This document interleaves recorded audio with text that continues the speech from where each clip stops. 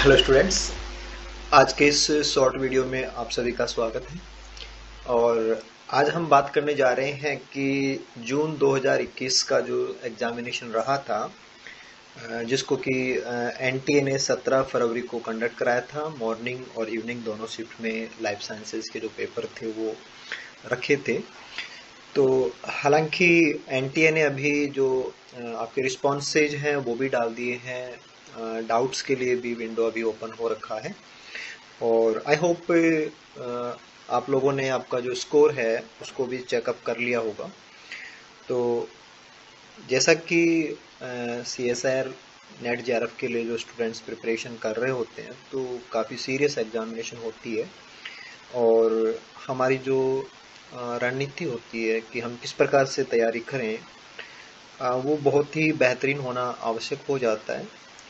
तो इस तैयारी में एक चीज़ जो सबसे अहम होती है वो होती है कि अल्टीमेट हमें जब एक अचीवमेंट नीडेड है कि हमारा एक बहुत अच्छा रैंक आना चाहिए, चाहे वो नेट के लिए हम सोच रहे हों या जेआरएफ के लिए हम सोच रहे हों, तो एंटायर सिलेबस को हम कवर करने की तरफ जाएं या सिलेक्टेड टॉपिक्स को कवर करने की तरफ जाएं या हम सिलेक्टेड यूनिट्स को कवर करने की तरफ जाएं, तो कई सारी वेरिएशंस स्टूडेंट्स के सामने आते हैं।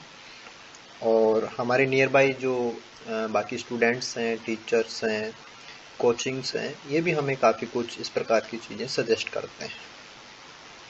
अल्टीमेटली डिसीजन स्टूडेंट को ही लेना होता है। और डिसीजन का मतलब ये होता है कि परफॉर्मेंस किस प्रकार से वो मैक्सिमम अपनी तरफ से पुट कर सकता है, वो डिसीजन स्टूडेंट का खुद का ही रहता है। और उसी के ऊपर आगे सक्सेस की तरफ वो कितना फास्टली मूव कर पाएगा या कहाँ तक मूव कर पाएगा, ये उसी के ऊपर बेस्ट रह जाता है। इन चीज़ों में सबसे अहम बात जो निकल कर के आती है वो ऑलमोस्ट कि जैसे कट ऑफ की तरफ देखा जाए तो कट ऑफ में भी जैसे लास्ट वीडियो में मैंने आपके साथ डिस्कस किया था, बताया था कि पिछले सालों के अगर हम पेपर्स और उनके कट ऑफ्स, इनके रिजल्ट्स को एनालाइज करें तो ऑलमोस्ट 110 से अबव जो स्कोर रहता है वो एक सेफ स्कोर होता है। चाहे हम किसी भी कैटेगरी से बिलोंग कर रहे हों, इवन जनरल कैटेगरी के स्टूडेंट्स का भी 110, 115 से अबव स्कोर होने पे जेआरएफ हो रहा होता है। तो स्कोरिंग एक बड़ा इश्यू रहता है। और इंटरनल चॉइसेज भी काफ़ी सारे एग्जाम पेपर में हमें प्रोवाइडेड रहती हैं, लेकिन देन आफ्टर भी जैसा कि इस समय पे आप लोग सोच रहे हैं कि आपने अटैम्प्ट तो काफ़ी क्वेश्चन किए थे, बट स्कोरिंग की तरफ देखते हैं तो काफ़ी सारे नेगेटिव आपके अभी तक आ रखे हैं।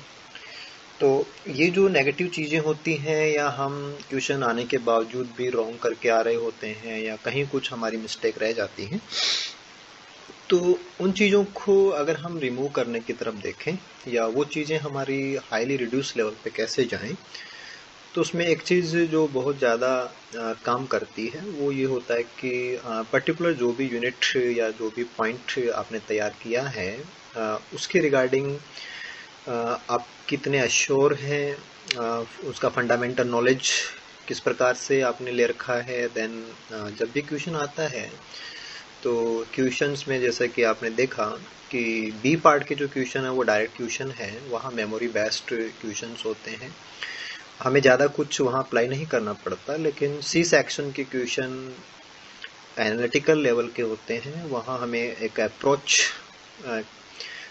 इनपुट लगाना होता है और देन आफ्टर ही हम एक राइट कंक्लूजन या राइट ऑप्शन पे पहुँच पाते हैं।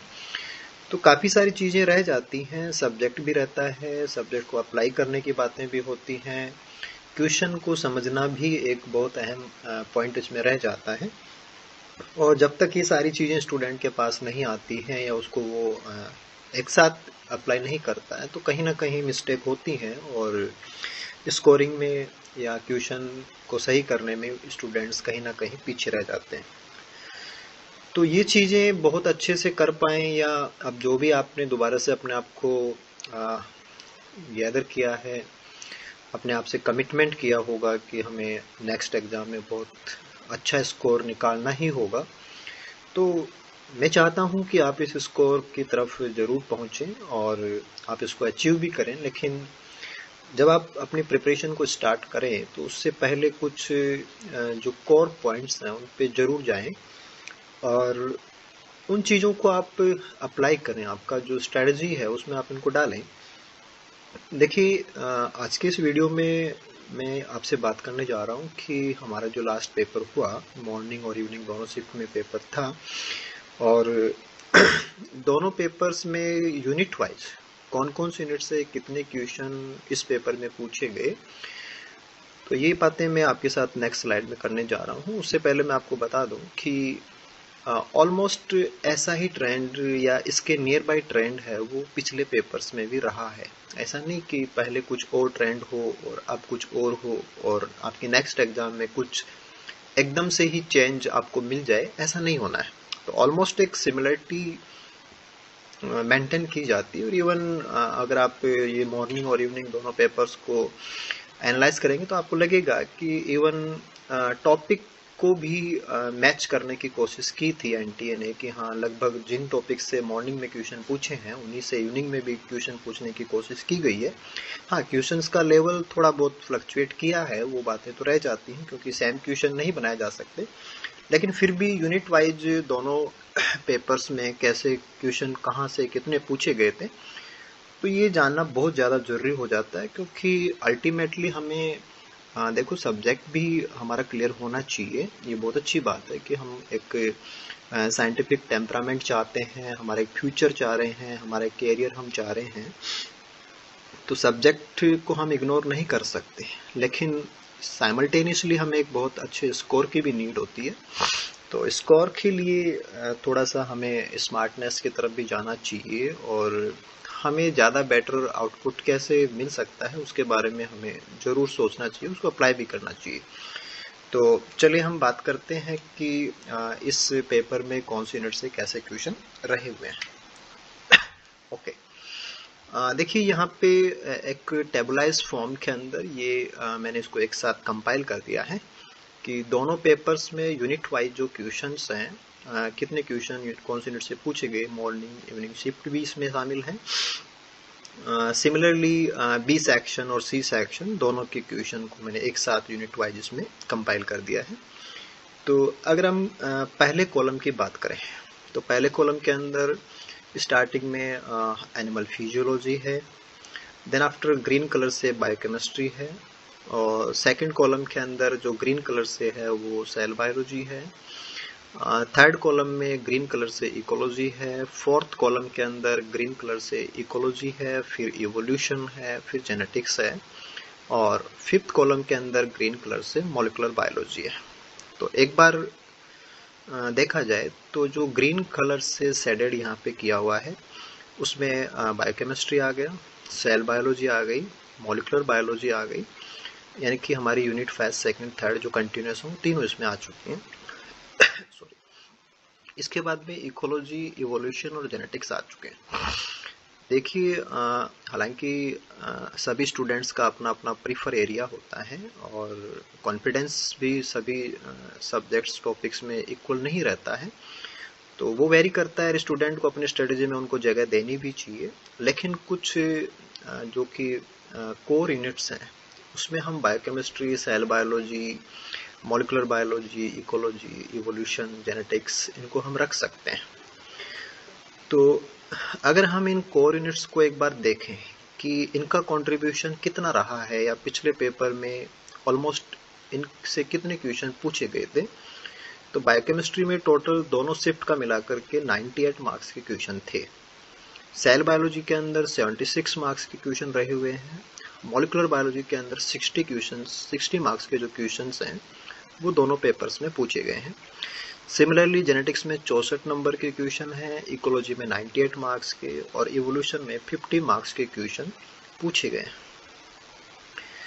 तो यहाँ से हम देख सकते हैं कि बायोकेमिस्ट्री और इकोलॉजी ये बहुत ही ज़्यादा इन्होंने कंट्रीब्यूशन इस पेपर में रखा है कि ऑलमोस्ट 98 मार्क्स के क्वेश्चन इन दोनों यूनिट से कंसर्न्ड हैं। अगर हम इन यूनिट्स को कंपाइल कर दें, कि अगर हम सबको जोड़ करके देखें तो इन यूनिट से 446 नंबर के क्वेश्चंस पूछे गए हैं दोनों पेपर्स में। और दोनों पेपर का जो बी पार्ट है और सी पार्ट अगर उसको हम मिलाकर के बात करें तो वो 800 नंबर का बनता है। और आउट ऑफ 800 446 नंबर के क्वेश्चन इन 6 यूनिट से पूछे गए हैं, जो कि तकरीबन 56% स्कोर है।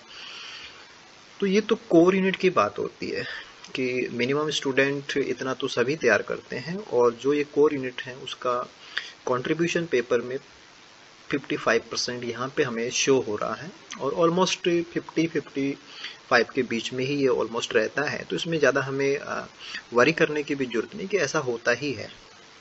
ओके, इसके बाद में जो स्टूडेंट जूलॉजी को प्रीफर करते हैं वो इसमें एनिमल फिजियोलॉजी है, डेवलपमेंटल बायोलॉजी है, इम्यूनोलॉजी है, कम्युनिकेशन, सेल सिग्नलिंग, इनको ऐड कर सकते हैं। और उसी प्रकार से जो स्टूडेंट बॉटनी फील्ड के हैं उसके अंदर प्लांट फिजियोलॉजी है, बायोटेक है, टेक्नोलॉजी के जो क्वेश्चंस है यूनिट 13 के, उनको आप इसमें ऐड कर सकते हैं। तो कोर यूनिट के बाद में अगर हम 1 और 2 यूनिट अगर हमारी फील्ड के इसमें ऐड कर लेते हैं तो ऑलमोस्ट हम अश्योर हो सकते हैं कि हमारा जो पेपर है उसमें हमारी साइड से, या हम जिन यूनिट्स को तैयार करके जा रहा है स्टूडेंट, वहाँ से तकरीबन 75% से भी ज़्यादा स्कोर के क्वेश्चन आपको मिल जाएंगे। तो जो आपका होम एरिया है आप उसको बहुत अच्छे से तैयार करेंगे। लेकिन मैं यहाँ पे आपको एक बहुत स्ट्रांगली सजेशन दे रहा हूँ कि आपको इस चीज़ को हमेशा फॉलो करना है कि कोर यूनिट्स का कंट्रीब्यूशन इस प्रकार से आप लीजिए कि ये आपके सिलेक्शन का ऑलमोस्ट पार्ट है। कि अगर हमने जो कि ये कोई सब्जेक्ट बाय सेक्शन भी नहीं है, क्योंकि बायोकेमिस्ट्री, सेल बायो, मोल बायो, जेनेटिक्स, इकोलॉजी, इवोल्यूशन ये कॉमन है सभी फील्ड्स के स्टूडेंट्स को बीएससी एमएससी क्लासेस में ये कवर करने होते हैं। और देन हम CSIR के लिए प्रिपेयर कर रहे हैं तो यहाँ पे ये चीज़ें ऑलमोस्ट सभी तैयार करते हैं, तो इनको आपको बहुत अच्छे से तैयार करना चाहिए। फर्दर वन मोर थिंग जो मैं आपके लिए कहूँगा कि आप इनको थ्योरेटिकली बहुत अच्छे से पढ़ें, और जब स्कोरिंग की बात आती है तो क्वेश्चन प्रैक्टिस बहुत इंपॉर्टेंट रह जाता है। तो लास्ट ईयर के जो क्वेश्चंस हैं उनको आप बहुत ज़्यादा कॉन्शियस होकर के, यानी कि वन ऑप्शन जो है, एक एक वर्ड जो है उसको बिल्कुल बहुत अच्छे से आप कवर करें, और जो भी चीज़ें पीछे पूछी जा चुकी हैं उनको ऐड करें कि आपकी जो प्लानिंग है सब्जेक्ट को लेकर के आपने जो भी तैयारी की है उसमें हर चीज़ इंक्लूड हो जानी चाहिए। और अभी लास्ट दोनों पेपर्स को भी आप यूज़ करें, और इनके जो क्वेश्चंस, क्योंकि यहाँ पे कुछ नए एंगल से भी क्वेश्चन आए हुए हैं, इन्हीं यूनिट से भी हैं, बाकी यूनिट से भी कुछ नए पैटर्न पे क्वेश्चन हैं, तो आप उनको भी कवर करें। और इन कोर यूनिट्स को कवर करके या इस एनालिसिस को देख करके ऐसा लगता है कि अगर हम कोर यूनिट को बहुत अच्छे से कवर करेंगे तो ऑलमोस्ट हमारा जो एश्योरिटी है वो बहुत अच्छी आ सकती है कि हमारे अच्छे स्कोर, अच्छी रैंक ये हमारी नेक्स्ट एग्जाम में लाई जा सकती है। तो आई होप इस वीडियो में मैंने आपको जो चीज़ें बताने की कोशिश की कि पेपर में कौन सी यूनिट कितना कंट्रीब्यूशन रखती है और हमें इन चीज़ों को कितना वेटेज देना चाहिए, आप लोग इन चीज़ों को थोड़ा समझ पाए हैं, और आई होप कि आप इनको अप्लाई करने की कोशिश भी करेंगे। और इन केस अगर आपको किसी भी प्रकार की कोई नीड की ज़रूरत है या कुछ भी आपकी क्यूरी है तो आप हमसे कांटेक्ट भी कर सकते हैं। हमारा कांटेक्ट नंबर भी आपको स्क्रीन पे दिखाई दे रहा है, और आप हमारी वेबसाइट पे जाकर के भी हमें क्यूरी पुट कर सकते हैं। तो thank you so much for watching this video, and I hope you will find great success in the next examination. Thank you so much.